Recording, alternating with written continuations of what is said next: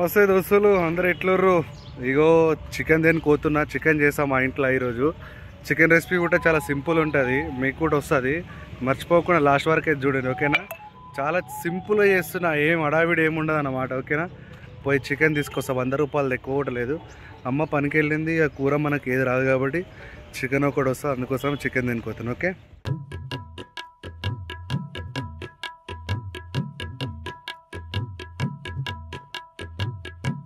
బస్సులో 100 రూపాయల చికెన్ అయితే తీసుకున్నా.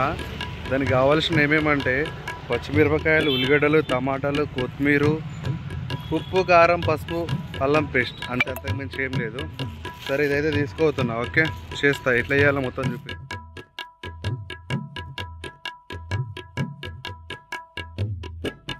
దరిద్రం ఎట్లుంటుందో తెలుసా? నాకు ఇష్టం వచ్చినప్పుడు వంట చేస్తే నాకు కావాల్సిన ఏముండవు, అట్లా ఉంటుంది అనమాట.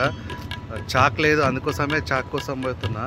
చాక్ తీసుకొని వస్తా, ఒక 10 రూపీస్ చాక్. అసలు ఈ చాక్ వచ్చి 30 రూపీస్ అంట. ఏం చేస్తాం చెప్పండి?